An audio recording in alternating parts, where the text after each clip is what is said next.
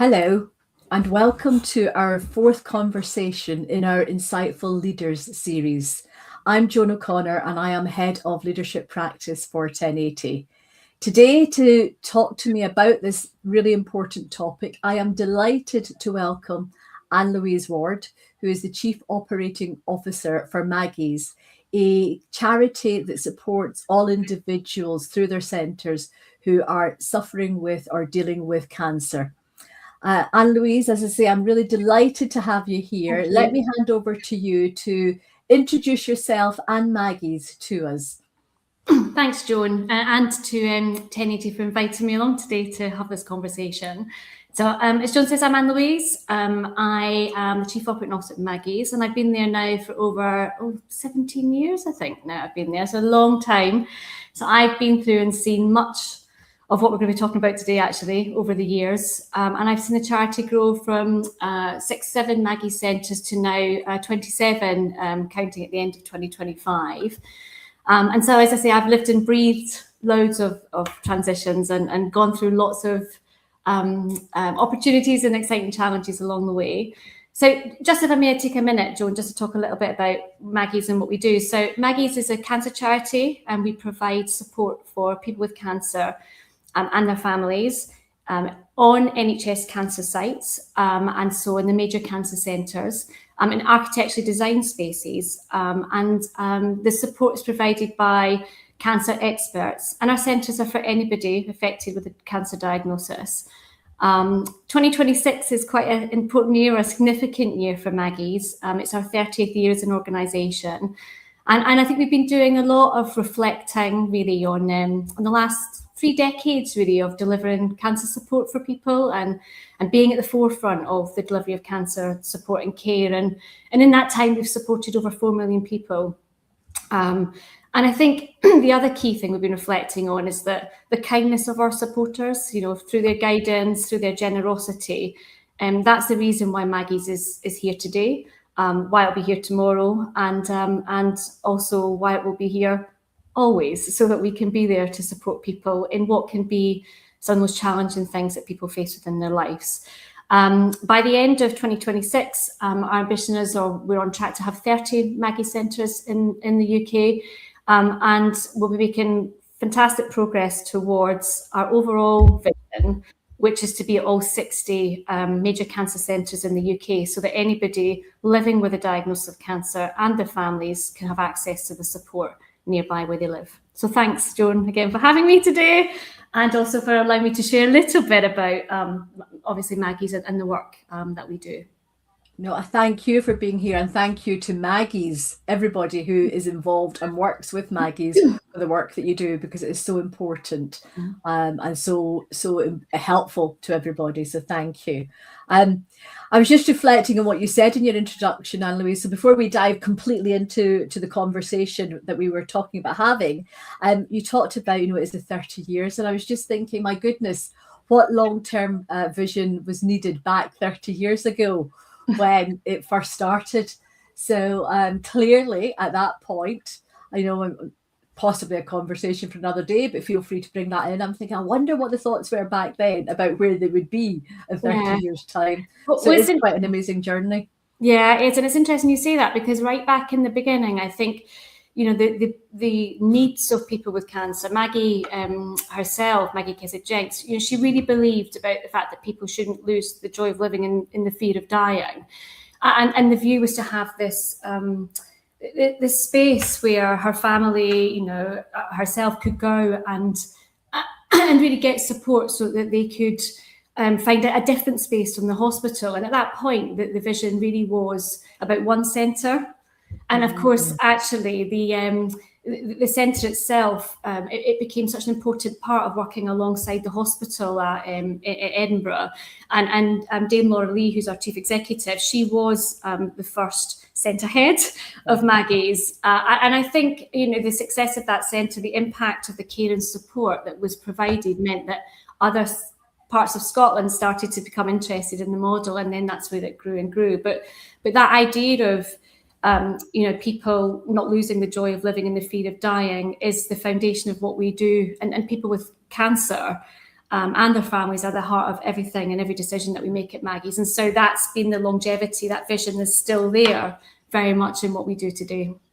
Yeah, and again, thank you for sharing that, because in saying that, what I hear very much is that core purpose of Maggies is still the same as it was 30 years ago.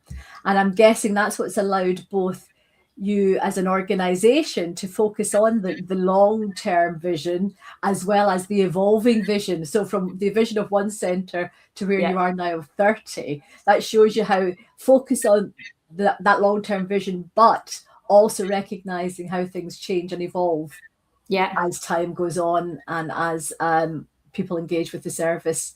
So with that in mind, let's start engaging around our topic today. Let's get into a bit more depth. Today we're here to talk about long-term vision and strategic foresight, and this is one of the themes that came out of our paper that we released last year. And there were two behaviours that we identified under this theme, and that was around strategic and future focused, so being that, and also thinking the unthinkable. We're going to start with that strategic focused behaviour that we were talking about. And what would be really great to hear, first of all, is how do you do this? What and how do you do this at Maggies? So if I just pick up on that point you've just talked about, which is that unifying shared vision piece. So I think that is, as you say, has been absolutely key to Maggies in terms of the success. It's helped us to make sure that we can navigate challenges and bumps in the road, but whilst also making sure that our priority continues to be supporting more people with cancer. And that's through both existing centres and through new centres. And obviously that balance isn't always easy, is it? You know, that idea of running a really effective day-to-day, operational effectively organisation, but you're keeping an eye on the future and thinking about what should we test, what do we need to trial, what skills and expertise are we going to need in the mix of all of that? But it's so easy to get stuck, I think, in the here and now, and not to kind of explore what those opportunities are, and you can become paralysed in it. So I think the really important things that we've learned and that sort of we do have been about this idea, as I say, clear vision, shared purpose, and guiding principles. And so our guiding principles are of with kindness, with courage, which is about doing things differently, actually, with integrity. So we do the right thing because it's the right thing to do. And finally, with each other. And while I think that with each other principle for people means, collaboration, coming together, really crucially for us, it's also about making sure that nobody with cancer faces cancer alone. And so actually, again, it all comes right back to that kind of driving vision of what we're there to support. And they really guide us in terms of our work, how we communicate with people, and actually what it shapes our future. So all of those things coming together. I think the second thing is scenario planning. So we continuously scenario plan. And I find people talk about scenarios about, we did it 2 years ago and then they never revisit it again. But it's got to be, in my experience, alive. You've got to assess it. And it's not just about senior management having this kind of tick box at the top. The organisation's got to understand what those scenarios are. We have to talk to colleagues and sort of think about, get to know them really. What are their worries? What's keeping them up at night? What do we know from where their work is evolving from, so that they can be empowered to think about some of the solutions that lend itself, and to be thinking outside of dealing with the issue now. What's the decision we make now may have a potential implication going forward. And then the third thing I think is about investing in people.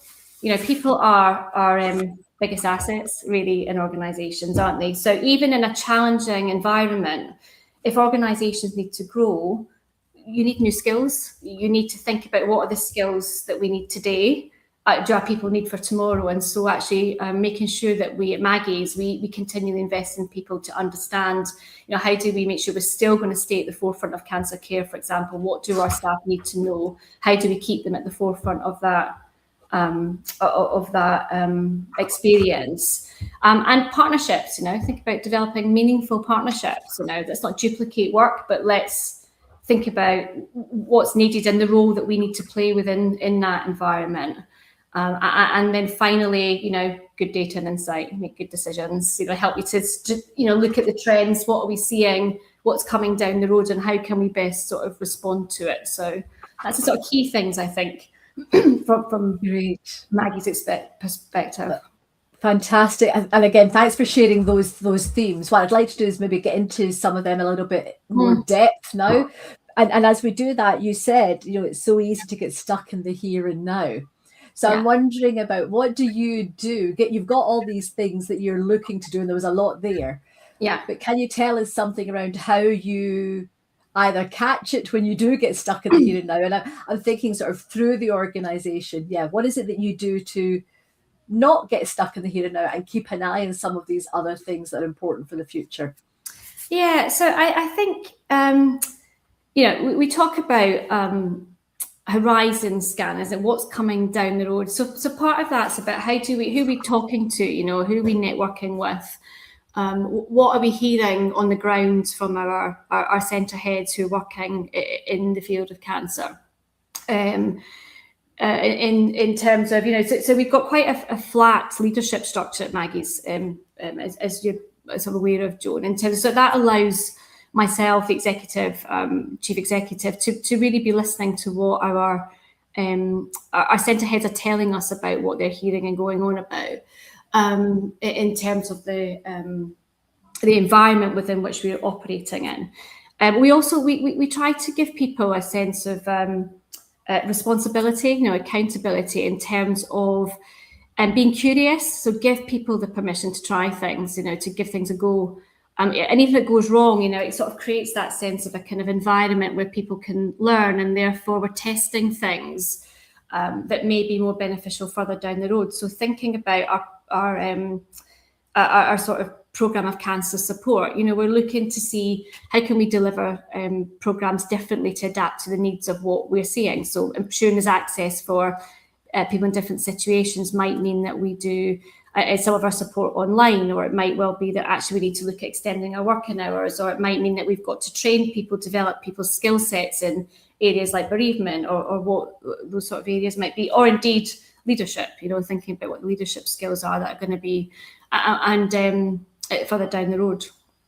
Yeah, we've got a couple of questions coming through, which I'll come to in just a second, but just staying with what you said, what are your methods for gathering this data and having the conversations that help you keep that focus in the long term?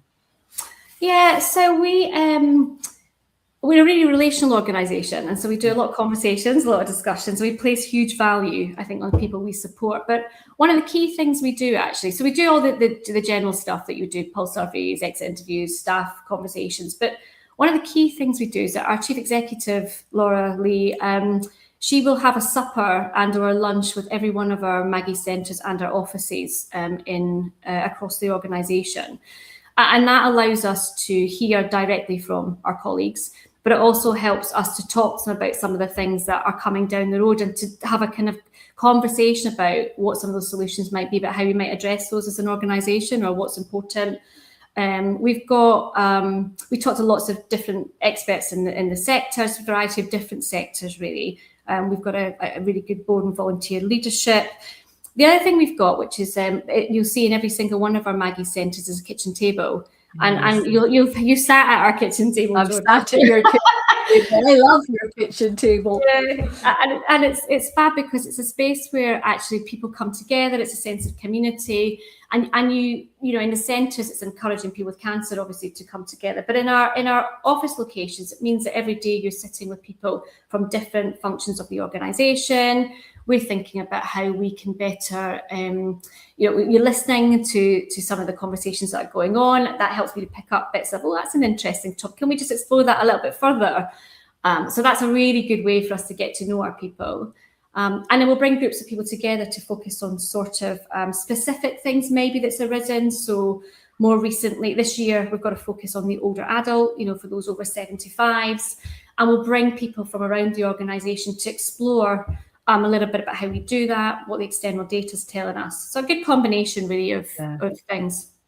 But at the heart of it, as you said, it's about relational. It's about talking. There's so much about conversation. You see, I have witnessed that, excuse me, firsthand when I've come into the headquarters, is that the conversation, the discussions you hear around the kitchen table is really interesting, and everybody is welcomed to share and get involved. So that gives you, I'm guessing, a lot of rich data to then think about. So what are we hearing, and what does that mean? Where we might have to, divert slightly or think about it for the longer term as well. Absolutely. Thank you for that. I said there's a couple of questions. So Liz is asking, what behaviours do you most consistently see from employees at Maggies that bring that vision to life day to day? Oh, behaviours. So I think if we go back to the vision piece, Liz, is that I think it unifies people so much that actually they are motivated and engaged to do what's the right thing for people with cancer. And I think when we think about it, we live it. We try to live those principles visibly, all of us at Maggies, and so we build it into things like our PDRs and different areas of the organisation. But it's about, I guess, encouraging people to embrace new ideas. So people are really solution focused. People want to think about what more could we be doing so that we are better for the person coming through the door. In terms of high energy, but again being really kind of courageous. All those things that we do see is because people are thinking about the person with cancer actually. Yeah. And again, I have witnessed that there's a real belief in the purpose of the organisation. That's what I see. Everything comes back to that. Think about the person and their family. What can we do to help? And that does seem to stay at the core of everything. It feels very strong. And even as I sit here now and say that, I can feel that in myself, the feeling of that, how strong that is when I experience it with the people I've worked with. That belief, so having that clear and unified purpose, and then people having that belief, I think is so important, and I'm following through on it. Thanks. Dean's asked a question. Are you ready for this one? Okay. How did the culture before the revised values compare to the culture afterwards? And was it easy or challenging to get buy-in? Oh, that's a good question. Given we've just been talking about the purpose and how people have got the belief in it. Great question. Well, I think culture evolves, doesn't it? I think but I think if I go right back to the beginning, our purpose has always been the same. And the great thing with Maggies is we don't waver from it. We're really clear about what we're good at and what we do and how we support people. And I think that has been such a driving force for all of us, actually. And so the principles really has been more about a redefining of, being clearer about, how we move forward with purpose. I think what it has done is it's given real clarity about helping us to make good decisions. It's a really guiding light for people in terms of, thinking about how we might do things differently. And I don't think, I think the challenge is about how you embed it through everything that you do. So through your behaviours, through your language, through your relationships, through the pilot work that you do. It's more about embedding it, isn't it? And the shift comes, I think, Joan, we started to talk a little bit about this, didn't we? There's a change in the workforce that you're starting to see. Yeah. And I think where some of the challenges may come in the future is around when you're bringing different demographics or different generations together. And then how do you make sure that you still benefit from the wisdom, the experience, those driving principles that have kept us going all these years, but still able to embrace newness? So you embrace the new ideas, think about, but without a fundamental change that means that you lose the essence of who your organisation is. And so I think that's probably the challenge that we are thinking about already now, because we can see it coming actually. And how do we equip our organisation for that going forward? It's a nice bit of long-term thinking, strategic foresight there. So thinking about that, what are you doing? What are you bringing from what already works, and what else are you thinking of doing to start addressing that? Anything you can share? Well, I think one of the key things that we're doing is we recognise that we need to be adaptable and that we need to prepare our leaders for the future. And so this emerging leadership programme that we are working on is actually going to be crucial for that. One, because it means that we can retain some of our skills and expertise. It will help strengthen our culture. but it will also, it helps us with succession planning. So we know that actually those key components are the driving behaviours we can take forward. I think the other thing is that living visibly, living things visibly means you've got to make sometimes difficult decisions. And you need to address misaligned behaviours actually in a way that is culturally appropriate, but that and driven by the principles of your organisation. But I think that helps to kind of empower your colleagues. It helps to build trust in the organisation that we all live and breathe what we do the right thing because it's the right thing to do, or we all act with courage. So when things are out of our comfort zones, we find a way to go about dealing with it. One of the interesting things with Maggies is we don't have a head office at Maggies. You won't hear Maggies talk about a head office. We've got 27 Maggie centres. We've got 2 offices. Our front door is a Maggie centre, and our organisation works to support the person that comes through the door into that Maggie centre in that team. And so it's a slightly, this comes up in your papers as well, a sort of slightly upside down way of thinking about things. But actually, that again helps everybody to see that we all belong and the value that everybody adds to the organisation.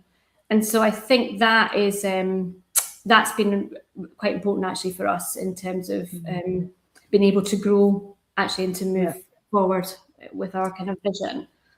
So when you have a situation, if you've had it, where people are maybe a little less aligned, if you like, around it, and I'm not asking you to go into details per se, but how do you bring those people through, or how do you engage with them if they are not as connected as you'd like them to be?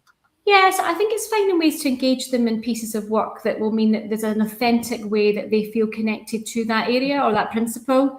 So rather than a sort of, you're not doing this right, that's not culturally how we do things here, which is not how we do things at Maggies. It's, I guess, working with people to understand, it goes back to that getting to know your people. What are the things that make them tick? Where are their development needs? What are the things that will give them a sense of greater fulfillment that would then mean that they are much more brought on or much more bought into the fact that these are genuine behaviours of our organisation. And this key thing about the impact on other people. Actually, the impact of our actions is not just of ourselves. The impact of our decisions doesn't just affect me.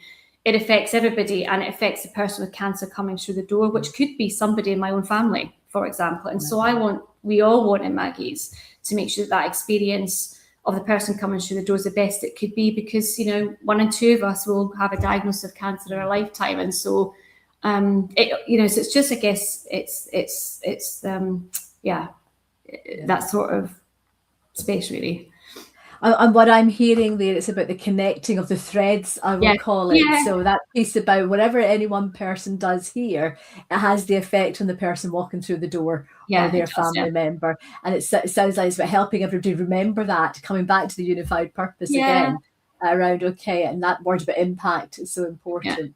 So helping them see how what they do does contribute, making those connections. And I think that's also something that can really help people stay connected or become connected or make a decision it's not for them if that's what's the right thing for them. Absolutely. Okay. Time is whizzing past, Anne-Louise. As we knew. As we knew it would do. And I'd like to talk very briefly about our second behaviour here, the thinking the unthinkable. And that's all about challenging assumptions, embracing uncertainty and preparing for disruption. How does this feature in the way that Maggies operates? Well, I think we're really nimble as an organisation. And so I think you need to be adaptable to cope with disruption. I think that's the first thing you've got to. And I think have a sense of embrace what uncertainty is, and stay curious. You've got to stay curious to what's coming. Again, we've touched on a few of these, the kind of preparation for leadership and things. But if you build organisational muscle memory, if that makes sense. So actually some of that's about, role playing. You have to think about the what ifs. One of the things that we see with people is that if people, we've got colleagues who leave at Maggies, we ask colleagues not to just automatically replace, but to have a think about, actually, is this still what's right for Maggies? And what if I did this differently? What will it bring us for the future? And so therefore, it's not just a kind of sitting with just the status quo. This is what the scenario said, we do this. So, and that ability to be able to pivot really quickly I think the final thing I would just say is healthy teams cope better with disruption. And so building well-being into your strategy is crucial, because, it's about, being able to sit with discomfort a little bit, actually, and ask ourselves uncomfortable questions. And you can't do that if you've got a team who's burnt out or exhausted. So that's been really important for us, is think about the well-being of our colleagues as well. Okay. How do you create the space and the time? Because knowing the urgency and the intensity that can come with, looking after people with cancer, organisationally, how do you create that space and time? Well, we've got very clear structure in place for that, actually, because you're absolutely right. It's so intense when you're dealing with, up to 100 people a day coming through a centre, all with different stories, different experiences. And so we've got a really clear staff and supervision approach at Maggies, where weekly staff support in all of our centres, where staff come together for an hour and a half, and they do reflective practice on who they're supporting. They think about the challenges within the environment they're working within. And again, we do that with other teams in the organisation, where one of our psychologists will work with to do that kind of reflective experience. So it's fun, it's mandatory, actually, Maggie. It's no choice. It's something that we built into the model and has been there since day one, actually, of Maggie's very early days, where Laura, when centre had recognised that was a need that they needed to have, to the space to think. Because if you can't have the space to think, you can't long-term plan, and you can only deal with what's right in front of you, can't you? Yeah, absolutely. So creating that space to think and holding it. And, one of the threads I'm hearing coming through today's conversations is about how all of this is built into the normal ways of working.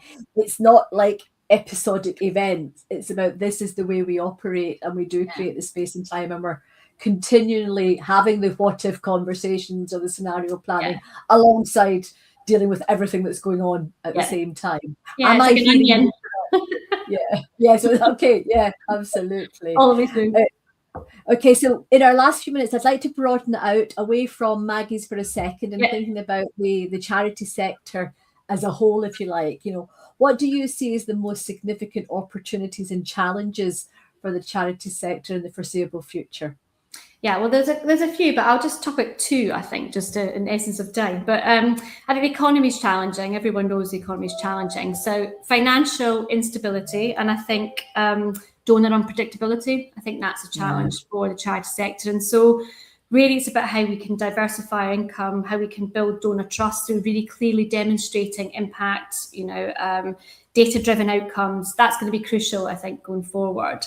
The second piece is around increased demand for services support. Sadly, with the challenges, we've seen some charities who have either had to reduce what they offer, or they've had to close their doors.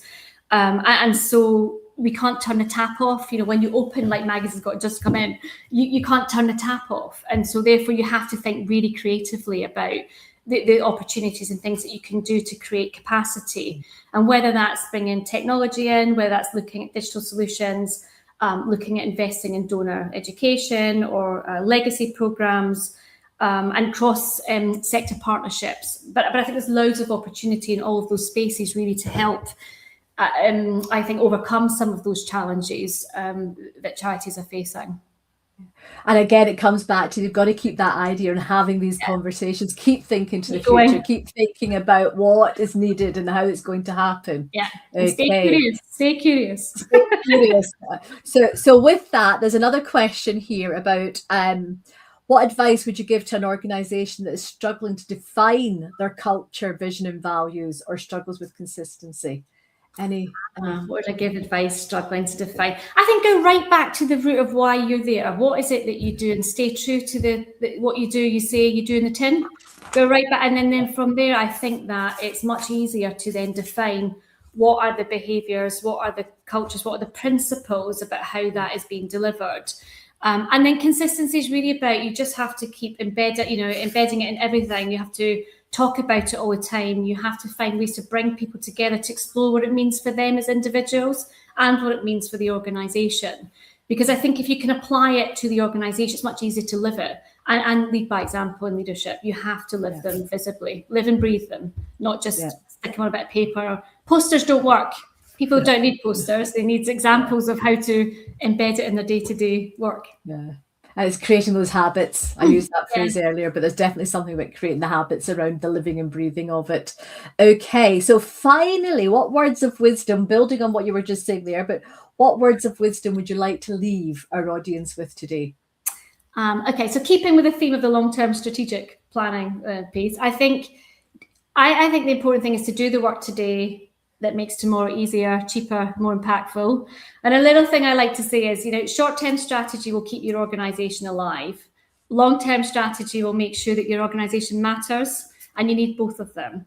And, our job as a leader is to make sure, this is a little quote that I like to use, is to make sure that they dance well together. And if you make that happen, then you can marry both. And don't forget to invest in your people. They are your biggest asset. And without them, you can't do anything. So that would be my little words of wisdom, Joan. And you can't dance if there are no people involved. You can't dance if there's no people, no. So I think that is lovely. And Louise, I could keep talking to you for a long time on this, but we are now at the end of our time. It has gone really, really quickly. I want to thank you very much for being here and sharing your insights with us. I found it really interesting, and I hope our audience has too, given them some food for thought around what they're doing and what else they could be doing. So thank you very much for being here. Thank you to everybody who is listening in or watching us in this conversation today. I hope you have found it as useful as I have. We're now going to close, but we look forward to welcoming you to our next session, which will be around March time, around inspiring purpose and belonging. So look forward to having you join us for that one. Thank you very much. Have a good rest of your day, whatever time it is for you now. And goodbye for now.